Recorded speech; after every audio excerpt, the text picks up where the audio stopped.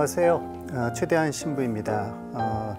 둘레특강 네 번째 이자 마지막 시간이 되었는데요. 우리 시대를 이렇게 생각을 해보면 영성과 어떤 윤리의 빈곤 이런 시대이기도 하고, 또 다른 한편으로는 또 영성에 대한 갈망이 굉장히 크고 강한 시대이기도 합니다. 그러한 절박함을 우리가 생각하면서 우리 시대 철학자들의 그러한 깊은 철학 안에서 어떤 영성의 길을 생각하는 그러한 시간, 오늘까지 네 번째 이렇게 함께 걸어가게 됩니다. 지난 세 번에 걸쳐서는 제가 개인적으로 생각하기에 20세기 후반에 많은 영향을 미친 철학자이기도 하고, 또 21세기에도 앞으로도 지대한 영향을 미칠 수많은 철학자들이 있겠지만, 그 중에서도 우리에게 영성의 길을 어떻게 보면은 제시하고, 또 한편으로는 많은 자극을 주는 철학자 3명을 골라서 함께 살펴봤습니다. 각 철학자들의 생애, 또 저서, 또 기본적인 생각들, 또 그런 것들이 어떻게 영성적인 차원에서 우리가 성찰해 볼 수 있는지를 이렇게 살펴봤는데요.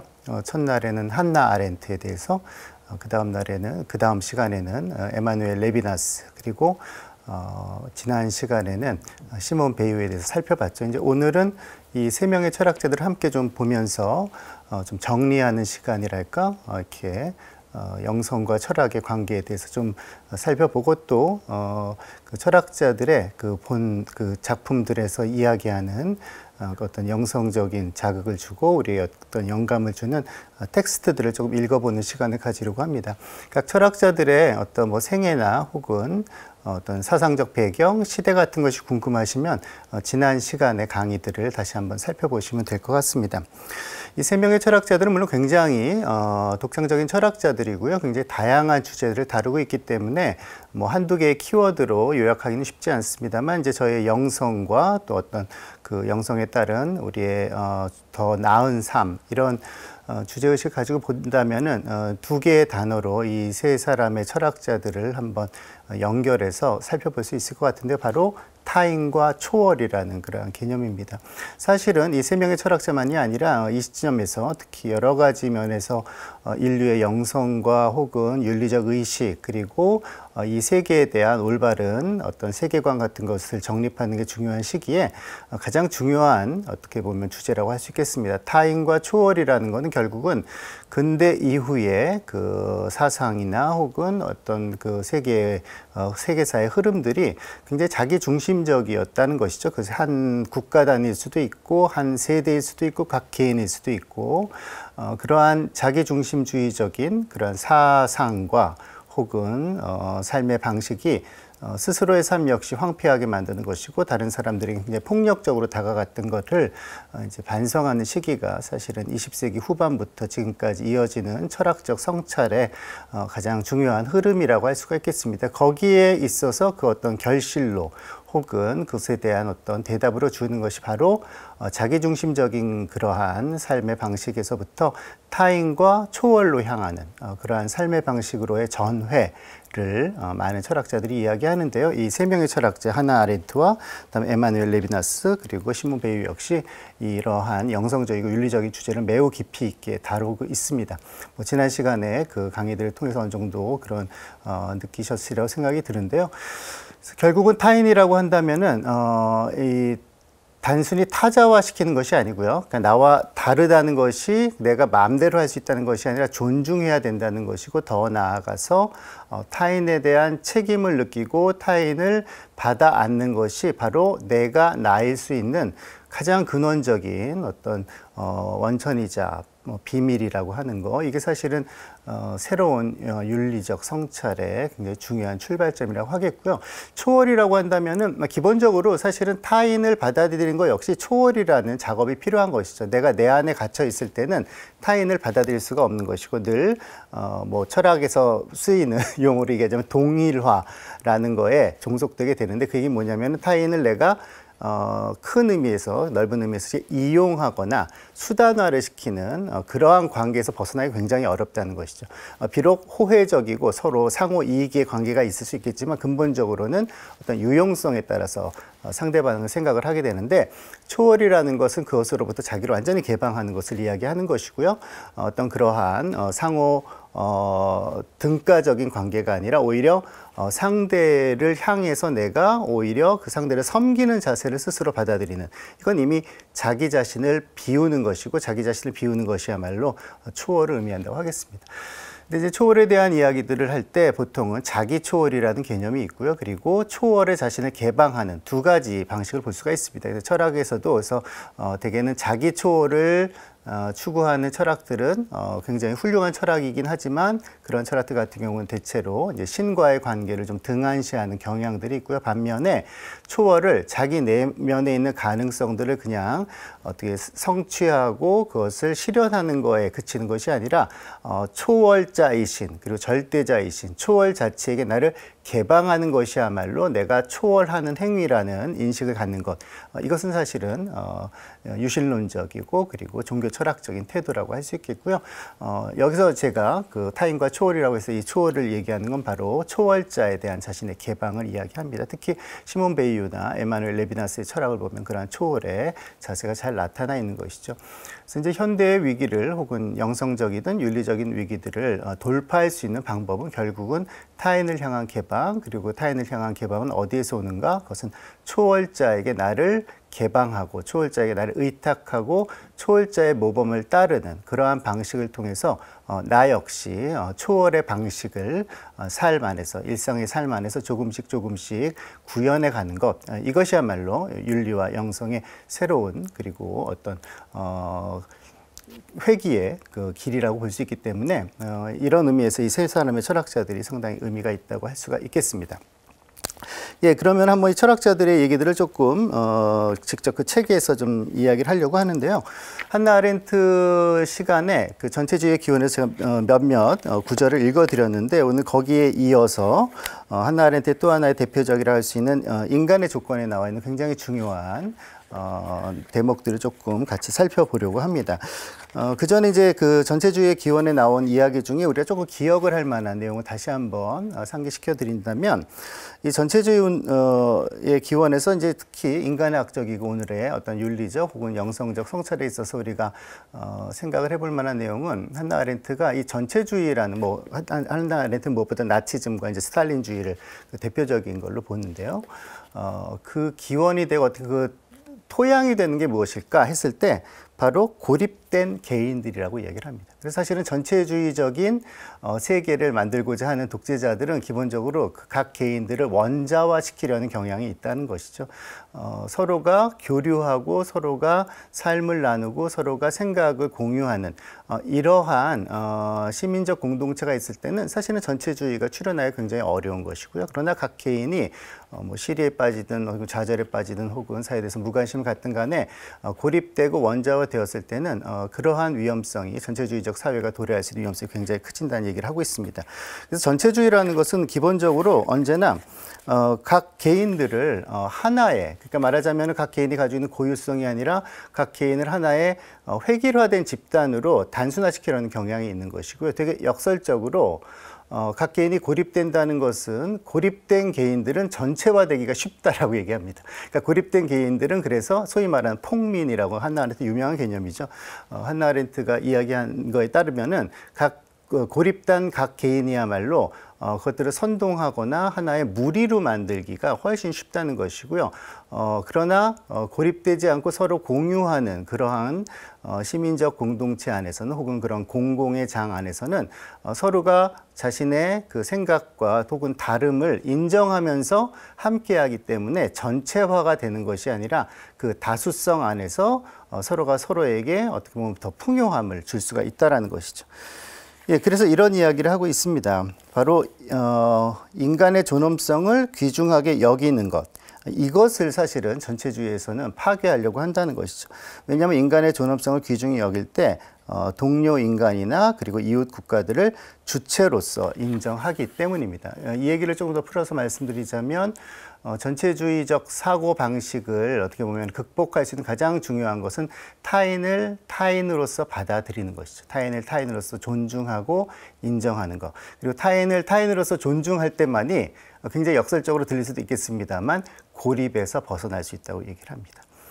하나 아렌트의 이제 개념에 따르면 고립이라는 건 이제 정치적 차원에서 이제 고립을 얘기를 하고요. 말하자면은 원자화된 그러한 다수의 사람들이 이렇게 뿔뿔이 흩어져 있는 상태를 고립이라고 얘기하고, 이 고립된 정치적 상태를 이야기할 수 있는 또 굉장히 중요한 요소 중에 하나가 바로 고독이라고 얘기합니다. 고독은 정치적 차원만이 아니라 사적 차원까지 다 포함을 하는 거죠. 말하자면 내가 버림받았다는 느낌 혹은 뿌리 뽑혔다는 느낌, 이런 것들이 각 개인이 가지고 있을 때 쉽게 고립이 될 수 있는 것이고요. 또 고립되었을 때 느끼는 불안감 때문에 전체주의적 그러한 사고방식을 가지고 있는, 혹은 전체주의적 의도를 가지고 있는 정치 집단에 의해서 획일화되고 선동되고, 그리고 어떻게 보면은 서로의 개성을 가지고 있지 않은, 그러나 함께 뭉쳐서 공격성을 가진 이른바 무리 내지 폭민이 될 수 있는 그런 위험을 얘기를 하고 있습니다.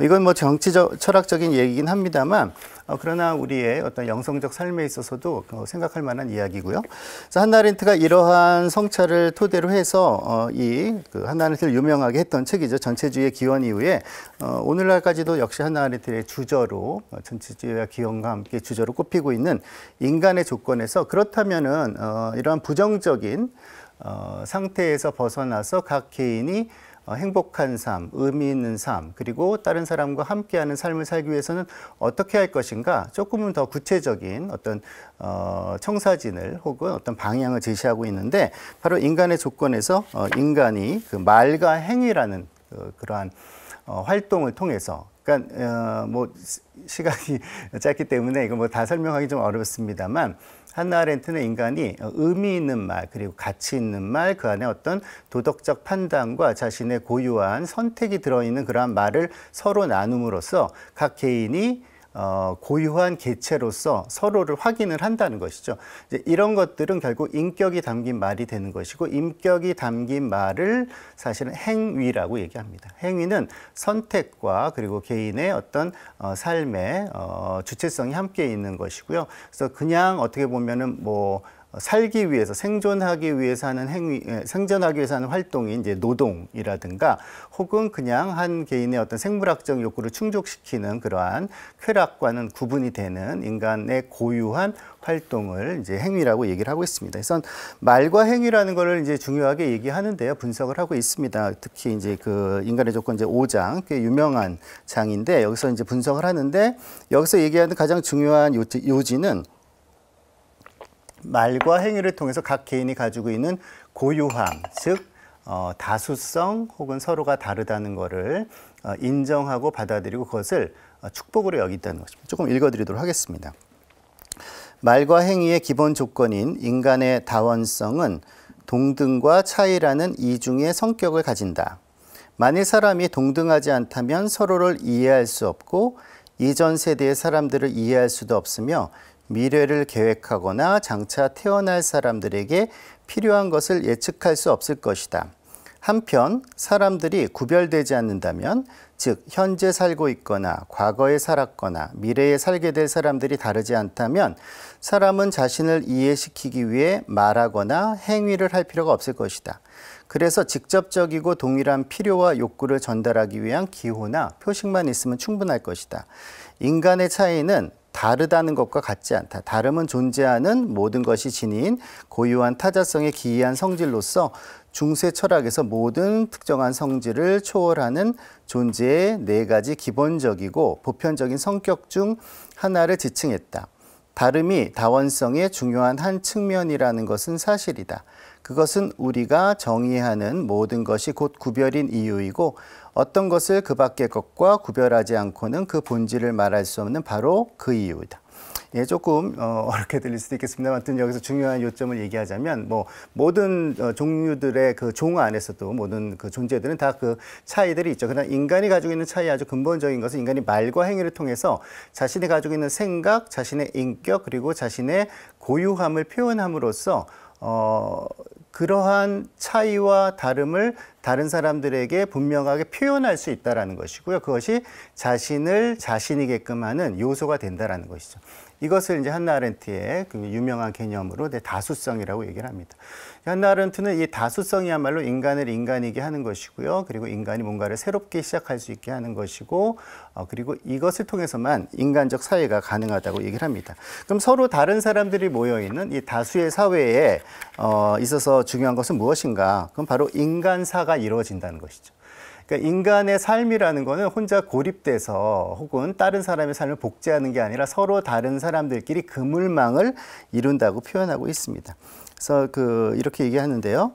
인간사의 영역은 사람들이 함께 사는 곳이면 어디에서나 존재하는 인간관계의 그물망으로 이루어진다.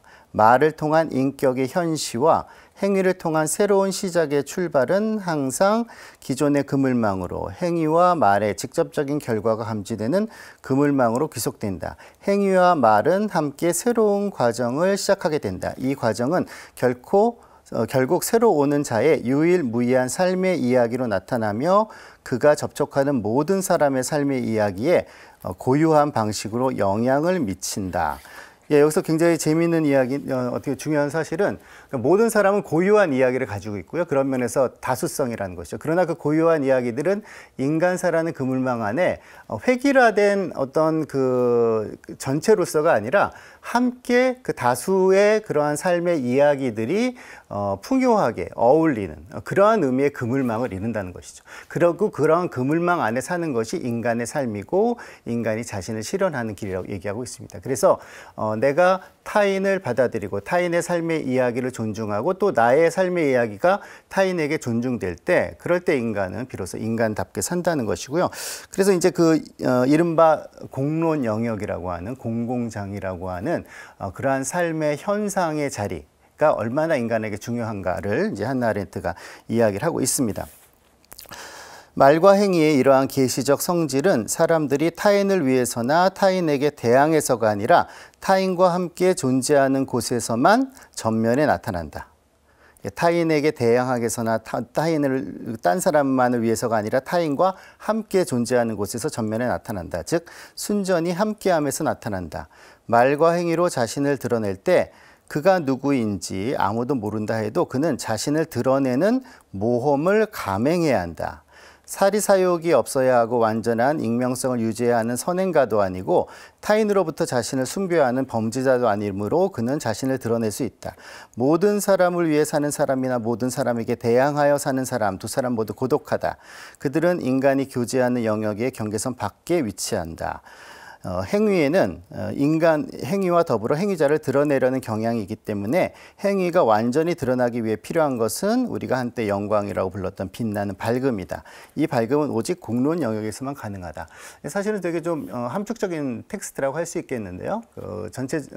전통적으로 철학 안에서 이제 존재의 빛 안에 자신을 드러내는 거, 그게 이제 철학의 굉장히 중요한 사명이라고 했죠. 진리를 추구한다는 것이 바로 존재의 빛에 자신을 이제 비추어 보는 것이라고 얘기를 했는데.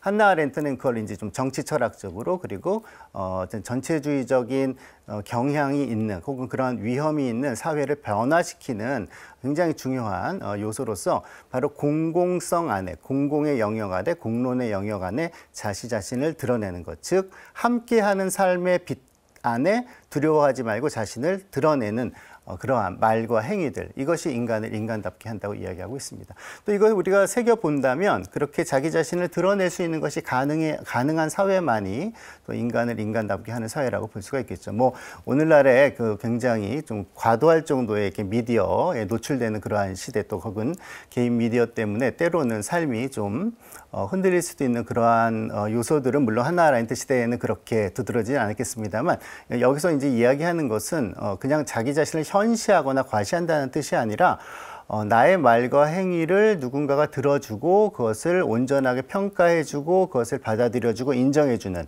그러한 공동체 없이 인간이 인간답게 살아갈 수 없다는 것이죠. 고독이라는 것은 한시적인 그러한 상태는 될 수 있겠지만 궁극적으로 인간은 다수성 안에서 자신을 드러내고 또 타인을 받아들이는 가운데 비로소 존립할 수 있고 자신을 실현할 수 있다는 얘기를 하고 있습니다. 한나 아렌트가 이렇게 타인을 되게 중요하게 여긴다는 것은 좀 전에 같이 살펴본 말에서 잘 잘 아마 이해하셨을 것 같은데요. 그렇다면 한나 아렌트에게 있어서 그 초월이라는 것은 무엇인가라는 걸 좀 생각해 볼 수 있습니다. 실제로 한나 아렌트는 어느 철학자들보다 이제 부정적인 뜻이 아니라 이제 좀 뭐 긍정적인 뜻에서 세속적인 철학자라고 할 수 있습니다. 즉 세계를 중시하는 철학자이고요. 지난번에도 말씀드렸던 것 같은데 그래서 한나 아렌트는 대체적으로 이제 중세 철학을 보면서 중세 철학 아주 그 수준 높고 깊고 심오함에 대한 충분한 존중을 가지면서도 근본적으로 어떻게 보면 세계를 좀 경멸하는 철학이 아닌가, 혹은 그리스도교 문화라는 것이 이 세상을 좀 업신여기는 눈물의 골짜기에 그냥 할 수 없이 있는 이렇게 그런 태도를 가진 게 아닌가라고 좀 비판을 하면서 세계를 사랑하는 아모르 문디라는 그러한 관점에서 자신의 철학을 설명을 합니다. 그럼에도 불구하고 한나 아렌트는 그렇게 보자면 사실은 어떻게 보면 초월을 이렇게 그 관심을 갖지 않는 것처럼 보입니다만, 한나 아렌트에게서도 사실은 초월의 계기들을 우리가 짐작을 할 수 있습니다. 이제 아우구스티누스의 철학을 굉장히 중요하게 여기는 걸 보면서도 우리가 그런 걸 짐작할 수도 있고요. 또 무엇보다도 한나 아렌트가 예를 들면은 저희가 지금까지 함께 살펴본 이 한나 아렌트의 철학을 보면 획일화된 삶으로부터 자신의 고유한 삶으로의 어떻게 보면 새로운 발견, 그리고 자신의 고유한 삶이 고립되는 것이 아니라 타인과 함께 교류하고 그 공적인 영역을 만들어가고 뭔가 의미 있는 일을 함께 해가는, 즉 타인에게 개방되는 그러한 삶으로 계속 이렇게 전유가 되는 것이죠. 말하자면 새롭게 자신을 개방하는 일련의 과정들이 있는데, 이러한 깨달음이 어디서 오는가라는 것이죠. 즉 말하자면은 그냥 생존을 위해서 하루하루 이렇게 살아가고 또 나의 안온함을 혹은 나를 보호하는 삶을 살다가 어떻게 타인에게 개방하는 삶으로 자신을 전회시킬 수 있는가, 자신을 어떻게 이렇게 변화시킬 수 있는가 했을 때는 그 원천은 어디서 오는가 하면 사유에서 온다고 이야기를 합니다. 저번에 한나 아렌트에 대해서 이제 말씀드릴 때 마지막 부분에서 이제 사유에 대해서 좀 말씀을 드렸었는데요. 한나 아렌트는 사유라는 것은 단순히 지식과 혹은 어떤 사변적 관조와는 구분을 합니다. 사유는 삶의 길을 열어가는 삶의 지혜라고 할 수 있고요. 그런 의미에서 한나 아렌트에게 많은 영향을 준 아리스토텔레스의 실천적 지혜, 이른바 현명함이라고 하는 프로네시스 개념하고도 많이 통하는 개념이라고 할 수 있겠는데, 사유하는 존재만이 비로소 자신의 삶에 있어서 자신을 개방시키려는 그러한 의지를 갖게 되는 것이고요. 그리고 그와의 난관들을 하나하나 극복할 수 있는 어떤 결단들을 할 수 있다고 볼 수가 있겠습니다. 즉 매일매일 사는 관성적 삶이 아니라 올바른 삶, 더 나은 삶, 더 그리고 좋은 삶을 향한 새로운 깨달음들이 끊임없이 일어나는 그러한 삶을 살 수 있게 되는데, 그 사유라는 것은 그럼 어디에 뿌리를 두고 있는가 했을 때 한나 아렌트가 홀로됨을 이야기를 합니다. 그러면서 이제 그 고대 철학자들이 왜 관조적 삶을 중요하게 여겼는지를 이야기를 합니다. 흔히 이 한나 아렌트 인간의 조건을 읽으면서 관조적 삶과 대치되는 비타 악티바, 그 활동적 삶을 만을 이렇게 좀 강조한 책으로 생각하기가 쉬운데, 사실 그 인간의 조건 맨 마지막에 보면 굉장히 역설적인 대목이 나오는데요. 이렇게 이야기하고 있습니다. 이러한 문제에 있어서 사유의 경험을 한 사람은 누구든지 고대 로마의 아주 유명한 인격자죠. 카토가 다음과 같이 말한 것이 얼마나 옳았는지 알게 될 것이다. 사람은 그가 아무것도 행하지 않았을 때보다 더 활동적인 적이 없으며 그가 홀로 있었을 때보다 더 고독하지 않은 적은 없다라고 되어 있습니다. 한나 아렌트가 이 전체주의의 기원에서도 또 인용하고 있는 유명한 이제 카토의 말인데요. 이 말을 곰곰이 새겨보면 결국은 우리의 삶을 공적인 삶으로 이렇게 내놓을 수 있게 하는, 즉 타인에게 개방하는 삶이라는 것은 우리의 내면성 안에 있는 어떤 사유의 능력에서 온다는 걸 한나 아렌트가 이야기를 하는 것이고요. 사유의 능력은 바로 홀로됨 안에 있다고 얘기합니다. 이 홀로됨이란 거는 이제 아우구스티누스의 전통을 따라서 우리 안에 이제 내면성을 얘기하는데, 근데 이 내면성은 이제 아우구스티누스에 따르면 우리 내면의 가장 깊은 곳에 있는, 그리고 우리가 의식하는 것보다 더 깊은 곳에 있는 그 시면에서부터 그 내면성이 자리하는데, 그게 바로 아우구스티누스는 내 안에 계신 이제 하느님이라고 얘기를 하는 것이죠. 그래서 한나 아렌트는 분명히 초월이라는 얘기를 하고 있지 않지만 우리가 타인을 향한 그러한 어떤 그 공적인 삶을 살기 위한 어떤 활동적 삶의 가장 중요한 어떤 모티브가 되고 그것을 보장하는 사유의 능력이 인간의 내면성 안에서부터 자라난다는 걸 이야기하고 있고요. 그 내면성이라는 건 사실은 우리 안에 있는 초월이라는 그러한 차원을 빼놓고서는 이해할 수가 없는 것이죠. 그래서 한나 아렌트의 철학에서 직접적으로 사실 우리가 신학적인 모티브를 찾는 건 좀 어렵긴 합니다만, 그러나 거기에 함축되어 있는 신학적인 그리고 영성적인 그 동기들은 굉장히 많이 있습니다. 지난번에 말씀드린 그 탄생성이란 것도 사실은 좀 전에 말씀드린 인간 안의 내면성, 사유의 어떤 보증으로서의 내면성과 함께 좀 통하는 부분이 있는 것이죠. 즉 인간은 태어나는 존재이고, 한나 아렌트에 하면은 태어나는 존재로서 자신의 내면성을 가지고 있고 사유할 수 있는 것이고, 그것을 통해서 우리가 그냥 어떤 획일적인 사회적 분위기에 휩쓸려 다니면서 사는 게 아니라 매번 새로운 선택을 하고 타인에게 나를 개방할 수 있는 그런 가능성이 열려 있다고 볼 수 있습니다. 예, 타인이 나의 삶에 있어서 그냥 짐이 아니라, 혹은 사르트르가 말하는 것처럼 어떤 그 적대적인 그런 관계에 있는 것이 아니라, 사실은 내가 나의 주체성을 확인하고 그것을 획득하기 위한 가장 중요한 원천이라는 것을 심오하게 이야기한 사람이 바로 엠마누엘 레비나스죠. 물론 레비나스는 한나 아렌트에 비하면은 훨씬 더 구약 성서적, 즉 성서적 세계관에 기초해 있고요. 성서의 윤리와 영성의 뿌리를 내리고 있기 때문에 이제 우리가 그 레비나스의 이야기를 듣다 보면 그 타인이란 것이 과연 어떤 존재인가에 대해서 굉장히 숙연한 그 어떤 감동을 느끼게 됩니다. 조금 어려운 저서이긴 합니다만 매우 중요한 저서이고요. 지난번에 소개해드린 전체성과 무한 이후에 나온 역시 레비나스의 대표작이고, 오늘날도 많은 영향을 미치는 작품입니다. 존재와 달리 또는 존재성을 넘어 이고, 근본적으로 전체성과 무한에서 얘기하고 있는 자기 동일성, 그리고 내 안에 갇힌 사고로서의 그러한 전체성의 개념과 대립되는 어떤 신의 흔적으로서의 무한, 이러한 사유를 이제 쭉 이어가서 이제 존재라는 것마저도 넘어서는 이제 선이라는 거를, 플라톤의 선의 이데아라는 그런 철학적인 전통을 이제 어떻게 보면 그 환기시키면서 내가 어떻게 하면은 나의 중심점을 내 안에 두는 것이 아니라 타인에게 둘 수 있는 거, 아예 나의 삶의 무게 중심을 이제 타인에게 주는 삶을 제안하는 것이죠. 물론 이러한 의미의 절대적인 이타주의가 과연 사람에게 가능할 것인가라는 거는 뭐 당연히 던질 수 있는 질문입니다만, 그러나 레비나스가 던지는 질문은 언제나 우리가 망가진 삶, 그리고 이 망가진 윤리적 그리고 영성적 차원을 어떻게 회복할 수 있을까라는 절박한 문제의식에서 나왔기 때문에 일종의 예외 상태의 윤리라고도 볼 수 있습니다. 하지만 이러한 예외 상태의 윤리를 마음에 간직하고 있는 사람이라면 일상 안에서 여러 그 자기중심적인 삶으로 자꾸 퇴락할 수 있는 그러한 유혹이 올 때마다 자기 자신을 또 새롭게 갱신할 수가 있는 것이죠. 약간 어렵게 들릴 수 있긴 한 문장입니다만 또 굉장히 아름다운 그러한 내용이어서 한번 읽어드리도록 하겠습니다. 모두를 위해는 타자들에 대한 책임을, 우주의 떠받침을 의미화한다. 앞선 개입 없이 응답하는 이와 같은 방식, 즉 타인에 대한 책임은 인간의 형제의 그 자체이고 자유에 선행하는 것이다. 근접성 속의 타자의 얼굴, 이것은 재현할 수 없는 흔적, 무한의 방식이다. 그것은 존재들 가운데 자아가 목적을 쫓는 한 존재로서, 즉 존재가 의미작용을 장악하여 우주가 된다는 목적을 쫓는 한 존재로서 실존하기 때문이 아니다. 그것은 다가감 속에서 무한의 흔적, 어떤 출발의 흔적이지만 측정됨을 넘어서 있어 현재로 들어가지 못하는 것의 흔적이며 시원을 무시원으로 전도하는 흔적이 써지거나 새겨지기 때문이다. 그것은 타인의 버려짐이, 타인에 대한 강박이, 책임과 자기가 있기 때문이다.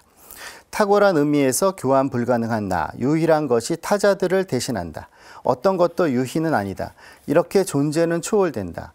이것은 단지 타자가 특정한 성질을 부여받은, 말하자면 도덕적인 성질을 부여받은 존재라는 얘기가 아니다.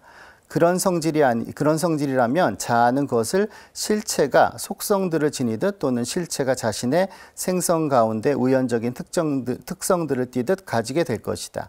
이것은 자기가 자신의 수동성 또는 순환 속에서 갖는 예외적인 단일성인데 이는 모든 것에 예속된다는 끊임없는 이 사건, 대신함의 사건이다.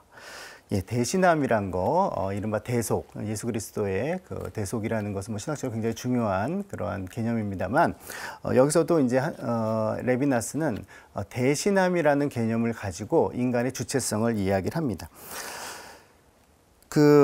이어서 조금만 더 읽어드리면요. 대신함은 회귀인데 이 회귀는 즉자로서만 또는 존재의 이면으로서만 또는 존재와 달리로서만 말해질 수 있다. 이 책의 제목이기도 하죠.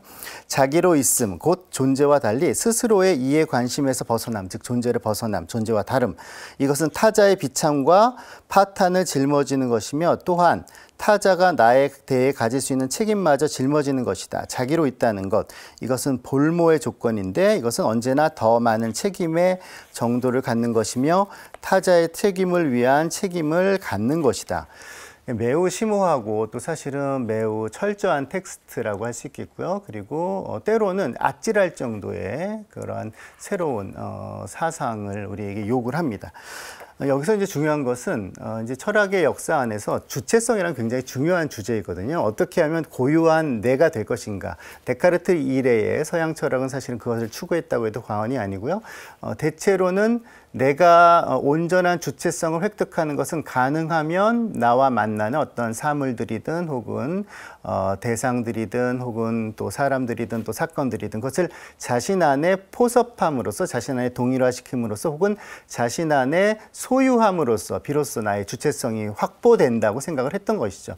이런 사상으로부터 뭐 자율이란 것이 결국은 주체성이 가장 중요한 요소라고 되고요. 그래서 수동성이라든가 혹은 타자에 내가 맡겨진다는 건 굉장히 부끄럽고 부정적인 것으로 개념이 된 것인데 레비나스는 이제 그런 사상으로부터 조금 다른 이야기를 합니다. 즉 스스로가 자기 자신임, 이게 이제 존재인데 자기 자신임이 아니라 자신의 이해관계에서 벗어남, 즉 타인에게 무게중심을 옮기고 타인의 비참함과 타인의 고통과 타인의 아픔을 받아 안음, 즉 책임이죠. 그러니까 자유롭게 책임을 받아 안음으로써, 즉 내가 누구에게도 속하지 않는 자유가 아니라 책임을 받아 안는 자유로서 비로소 내가 주체가 된다라고 이야기를 하고 있습니다. 이게 바로 대속의 그러한 그 의미를 가지고 있는 대신함이기도 하고요. 또 다른 얘기로는 타인의 볼모가 됨이라고 얘기합니다. 즉 내가 타자의 인질이 되는 것을 기꺼이 받아들임이라는 거죠. 인질이 된다는 것은 그 타자에게 맡겨진다는 것이고요. 타자의 아픔이 나에게 영향을 준다라는 것입니다. 즉 타인에게 영향을 받지 않음으로써 나의 주체성이 확보되는 것이 아니라 오히려 타인에게 내가 온 마음을 주고 그 타인의 고통에 따라서 나도 역시 고통을 받는 그러한 타인에게 그 어떻게 보면은 결속된 그러한 근접성 속에서 비로소 주체성이 우리에게 획득되고 혹은 뭐 생성된다고 이제 얘기한다고 볼 수 있겠습니다. 이제 근접성이라는 얘기는 이제 말하자면은 내가 타자에게 가까이 간다라는 것이죠. 타자의 얼굴을 외면하지 않는 것이고 타자의 목소리를 듣는 것이고 타자를 더 이상 나와 무관한 자로가 아니라 바로 내가 책임져야 하는 자로서 얘기를 합니다.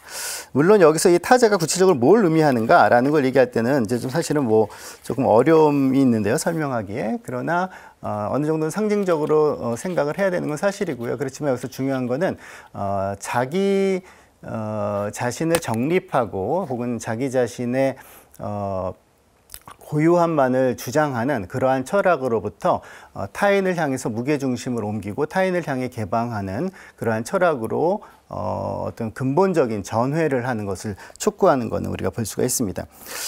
예, 되게 흥미로운 또 내용 중에 하나가요.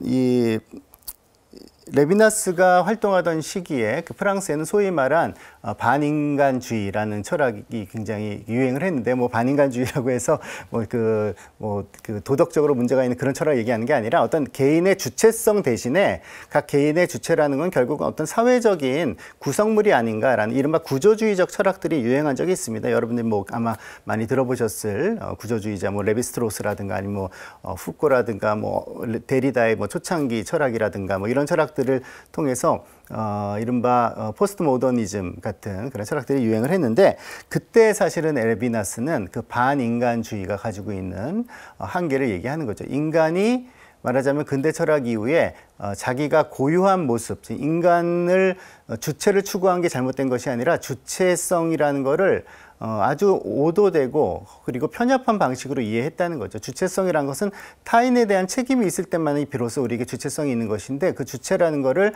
타인에 대한 책임을 거부하는 방식으로 주체성을 정립하려고 했기 때문에 문제가 됐다고 얘기합니다. 예, 그 대목을 좀 읽어드리도록 하겠습니다. 현대의 반인간주의는 인간의 인격에, 즉 그 자신의 자유로운 목적에, 존재의 의미작용에서의 우위가 돌아간다는 생각을 부정한다.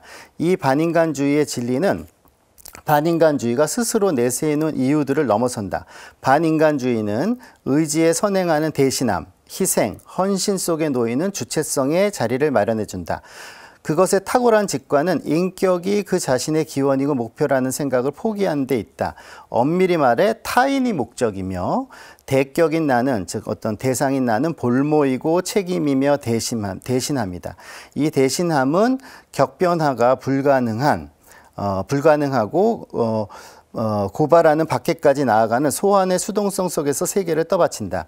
인간주의가 비난받아야 하는 이유는 오직 그것이 충분히 인간적이지 않기 때문이다. 네, 여기서 굉장히 중요한 이야기를 하고 있는데 바로 소환의 수동성이라고 얘기를 합니다. 그래서 한나 아렌트 철학에서는 좀 보기 어려운 대목이었죠. 그 수동성이 가지고 있는 그 심오한 의미를 얘기를 하는 거죠. 사실은 타인에 대한 책임이란 것도 우리가 책임은 굉장히 그 주체적인 행위로만 생각을 합니다만 사실 한편으로는 타인에게 좀 수동적인 그를 섬기는 행위이기도 하죠. 그 섬김 안에서, 즉 수동성 안에서 주체성이 가장 잘 드러난다는 걸 레비나스가 이야기를 하고 있고요. 그래서 대신한다는 것, 헌신한다는 것, 소명을 갖는다는 것, 그리고 그것을 나에게 하나의 부름이자 명령으로 여긴다는 것이 절대로 근대 철학에서 얘기한 것처럼 부정적인 것만은 아니다라고 얘기를 하고 있습니다. 다시 한번 좀 기억을 하자면은 한나 아렌트에 있어서도 그 탄생성이라는 개념 안에서 어쩌면은 이러한 수동성이 레비나스가 얘기하는 수동성과 통하는 것들을 볼 수 있는 것 같습니다. 그 한나 아렌트는 물론 훨씬 더 좀 적극적인 혹은 활동적인 그러한 그 삶의 방식을 이렇게 그려내곤 있습니다만 그 토대가 되는 것은 역시 탄생성이기 때문에 레비나스와도 연결되는 부분을 볼 수 있다고 생각이 들고요. 그래서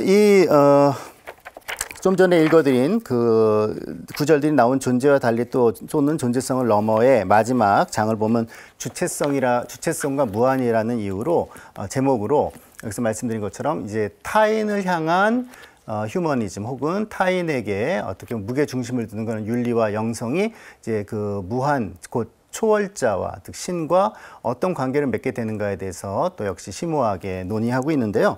근데 그런 면에서 보자면 또 역시 그 시몬 베이유의 그 사상 안에서도 우리가 좀 레비나스와 접점을 찾을 수 있는 그런 초월에 대한 이야기를 볼 수가 있습니다. 시몬 베이유의 신을 기다리며라고 이렇게 되어 있는 그 에세이지만 그 굉장히 심오한 에세이죠. 거기 편지들이 이렇게 나와 있는데 그 페랭 신부에게 보낸 편지들이 있죠. 그 편지들을 보면은 시몬 베이유가 이런 얘기를 합니다. 제가 접한 하느님의 자비는 제가 이해하고 감사할 수 있는 수준이 아니기 때문에 장차 이루어질 축복의 약속도 무엇 하나 더 보탬이 되지 않습니다. 인간의 지성으로는 무한에 무한을 더해봤자 여전히 무한인 것과 마찬가지입니다. 하느님의 자비는 기쁠 때나 괴로울 때나 같은 자격으로 나타납니다. 아니, 어쩌면 그 자비는 인간의 것과 닮은 구석이 없기에 괴로울 때 되려 뚜렷이 나타날지도 모릅니다. 인간의 자비는 기쁨을 끼칠 때 혹은 육신의 치유나 교육의 효과를 얻기 위해 고통을 가할 때 나타납니다. 그러나 신의 자비는 불행의 외적인 효과로 입증되지 않습니다. 진짜 불행의 외적인 효과는 거의 항상 좋지 않은 것이죠. 이런 사실을 덮어두려 한다면 거짓말하는 셈입니다. 하느님의 자비는 불행 자체에서 환히 빛납니다. 다시 말해 위로할 수조차 없는 비통함 속에서 빛나는 것이지요. 우리 영혼이 하느님 어찌하여 저를 버리셨습니까? 라는 절규를 참을 수 없는 지경에도 여전히 사랑으로 인내한다면, 우리가 그 정도로 부단히 사랑한다면 결국 불행도 기쁨도 아닌 그 무엇에 도달합니다. 중요하고 순수하며 감각적이지 않은 핵심적 정수, 기쁨과 슬픔의 공통적인 그것은 바로 신의 사랑 그 자체입니다. 신의 사랑 그 자체라는 것, 어떻게 보면은 인간으로서는 감각하기 힘들고 때로는 느끼기 어렵고 개념하기 어렵고 말로 하기조차 어려운, 그래서 전통적으로 신학에서는 부정신학이라고 하느님에 대해서 이야기할 때 얘기했던 그러한 차원을 이제 시몬 베요가 얘기하고 있습니다. 시몬 베요는 굉장히 지난번에 말씀드린 것처럼 아주 헌신적인 삶을 살았던 사람이고요. 또 굉장히 활동적인 삶을 살았던 사람이지만 그 모든 것들 안에서 결국은 신은 인간을 초월하는 존재이고 초월자가 우리에게 다가오는 것이지 우리가 신을 개념하거나 또 신을 어떻게 보면은 파악하거나 혹은 신을 잡을 수가 없다라고 합니다. 늘 신을 기다리는 존재가 인간이라는 것이죠. 그래서 이런 얘기를 또 그의 굉장히 심오한 에세이인 신을 향한 사랑과 불행, 아마도 시몬 베요가 생전에 써놓은 가장 심오한 텍스트 중에 하나인데 거기서 이렇게 얘기하고 있습니다. 신은 스스로 존재하시니 자기 자신을 완벽하게 하신다. 우리도 비루하게나마 우리 외부의 사물들을 만들어내고 그것들을 아는 것처럼 말이다. 그러나 무엇보다 신은 사랑이다. 무엇보다 신은 당신 자신을 사랑하신다. 신 안의 그 사랑, 그 우정이 삼위일체이다. 신성한 사랑으로 결합한 삼위일체들 간에는 근접성 이상의 무한한 근접성 혹은 동일성이 있다. 그러나 창조, 강생, 순환에 따른 무한한 거리 또한 있다. 공간의 전체성, 시간의 전체성이 겹치면서 신과 신 사이에 무한한 거리를 만든다. 근데 여기서 이제 시몬 베요가 이야기하는 것은 인간이 신을 파악하는 것이 얼마나 어려운가라는 것이고요. 그럼에도 불구하고 그러한 신의 사랑이 우리가 말로 할 수도 없고 때로는 느끼지도 못할 것 같고 또 때로는 우리가 무엇인지 도무지 종잡을 수조차 없는 그의 신의 사랑이야말로 우리를 움직이는 동인이라는 얘기를 하고 있습니다. 즉 초월이야말로 우리가 타인에게 우리가 진심으로 대할 수 있는 근본적인 근원이라는 것이죠. 예, 그래서 시몬 베요는 이러한 신에 대한 깊은 묵상 혹은 명상을 통해서 어떤 결론에 이르는가? 결국 인간이 할 수 있는 것은 또한 신에 대한 암묵적 사랑이라고 표현을 하고 있습니다. 즉 신을 직접적으로 사랑하는 것은 때로는 우리에게 너무나 어려운 일이고요. 때로는 우리에게 가로막힌 것처럼 보일 때 사실은 우리에게는 간접적인 방식으로 신을 사랑하는 길이 열려 있다고 얘기를 합니다. 그것은 바로 어떤 전례를 통해서라고도 얘기를 하고 있고요. 또 세상의 아름다움 그리고 무엇보다 이웃 즉 타인이라고 이야기를 하고 있습니다. 예, 물론 뭐 시몬 베요가 여기서 얘기하는 어떤 성사론적인 그러한 생각들은 우리 그리스도교의 교리와는 뭐 언제나 같은 건 아니죠. 시몬 베요가 가톨릭 신자라고 보기는 어려웠으니까. 그러나 많은 부분에 있어서 신앙인들에게도 굉장히 중요한 영감을 주고 있는데요. 특히 이제 이웃사랑에 대한 이야기를 하고 있습니다. 시몬 베요에 따르면은 이웃사랑을 온전하게 사랑할 때만이, 행할 때만이, 즉 어떤 신의 총애를 얻기 위해서 하는 그러한 이웃사랑이 아니라 온전히 이웃을 위한 그러한 사랑이 있을 때만이 그것이 사실은 신이 사랑하시는 것이 된다라고 얘기를 하고 있습니다. 조금 읽어드리면 이렇습니다. 참사랑에서는 우리가 신 안에서 불쌍한 사람들을 사랑하는 것이 아니라 우리 안에 신이 그들을 사랑하신다. 연민과 감사는 신에게서 내려와 시선을 통해서 교환되는데 시선과 시선이 마주치는 바로 그 지점에 신이 계신다. 불쌍한 사람과 선을 베푸는 사람은 신을 출발점으로 삼아 신을 통하여 서로 사랑하지만 하느님을 사랑하기 위해서 서로를 사랑하는 것은 아니다. 그들은 서로를 향한 사랑 그 자체로 사랑한다. 그 사랑에는 뭔가 불가능한 면이 있기 때문에 신을 매개로 삼아야만 한다. 하느님을 사랑하기 위하여 굶주린 자에게 빵을 준 사람에게는 그리스도가 고마워하지 않을 것이다. 그 사람은 하느님을 사랑하기 위해서 그 일을 한다는 생각으로 이미 제 몫을 받았다. 그리스도는 자신이 누구에게 먹을 것을 주는지 알지 못하는 자들에게 감사하신다. 게다가 준다는 것은 불쌍한 사람들에 대한 사랑이 취할 수 있는 두 형태 중 하나일 뿐이다. 힘은 늘 선을 끼칠 수 있는 힘과 악을 끼칠 수 있는 힘이다. 심히 불평등한 힘의 관계에서 우위에 있는 자는 아래에 있는 자에게 공정하게 잘해주든가 공정하게 위해를 가하든가 어느 쪽으로든 공정해질 수 있다. 전자의 경우는 적선에 자선에 해당될 것이요 후자의 경우는 벌을 주는 것이다. 이렇게 이야기를 하고 있습니다. 네, 여기서 이제 시몬 베요가 하는 말의 이제 요점을 보자면 무엇보다도 우리를 온전하게 해가는 또 우리를 사실은 인간을 단순히 인간의 어떤 생존이나 혹은 인간의 욕망을 쫓는 존재가 아니라 인간이 가지고 있는 가장 고유하면서도 그리고 가장 고귀한 그러한 이상을 살아가게 하는 그 유일한 원천은 신의 사랑이라는 것이죠. 그러나 신의 사랑은 때로는 우리에게는 불가해하게 다가오기도 하고요. 그래서 우리가 살아가면서 행하는 이른바 신을 향한 간접적 사랑이라고 할 수 있는, 암묵적 사랑이라고 할 수 있는 이 세상에 대한 경탄 혹은 아름다움에 대한 온전한 관조, 그리고 무엇보다도 타인에 대한 사심 없는 사랑을 통해서 우리도 모르는 사이에 신이 우리 안에서 사랑을 행하는 것을 허락하는 것이고요. 그걸 열어놓는 것이고요. 그런 의미에서 자기 자신을 비워놓고 내가 중심이 되는 것이 아니라 바로 비워진 내 안에서 신이 활동하게 하시는 그런 의미의 삶을 살아갈 수 있다고 얘기하고 있습니다.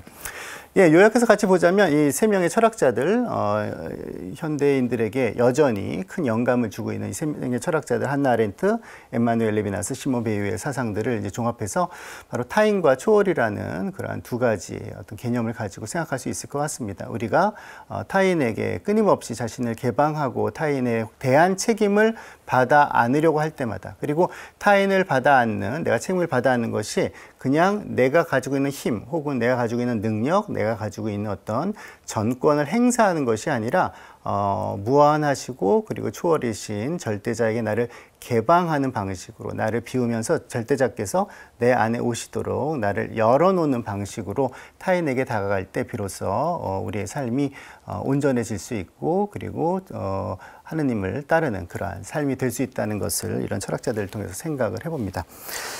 예, 조금 철학자들은 언제나 좀 말이 어려운 건 사실이죠. 그러나 그들이 이야기하는 것은 결국 우리와 상관없는 것이 아니라 우리에게 더 좋은 삶을 위해서, 더 의미 있는 삶을 위해서, 더 가치 있는 삶을 위해서 이게 굉장히 중요한 방향성을 제시하는 그런 이야기라고 생각이 듭니다. 특히 깊은 영성과 또 윤리적인 통찰을 담고 있는 저희가 4주간에 걸쳐 살펴본 세 명의 철학자, 우리말로도 책들이 많이 번역되어 있으니까 기회가 되시면 한번 찬찬히 읽으시면서 삶의 지혜를 또 얻으시면 좋을 것 같습니다. 예, 마지막으로 이 철학자들이 좋아했던 그러한 성서 말씀을 좀 읽어드리면서 마무리하려고 하는데요. 신명기 10장에 보면 이런 말씀이 있습니다. 주 너희 하느님은 신들의 신이시고 주님들의 주님이시며 사람을 차별 대우하지 않으시고 뇌물도 받지 않으시는 위대하고 힘세며 경외로우신 하느님이시다. 또한 그분은 고아와 과부의 권리를 되찾아 주시고 이방인을 사랑하시어 그에게 음식과 옷을 주시는 분이시다. 너희는 이방인을 사랑해야 한다.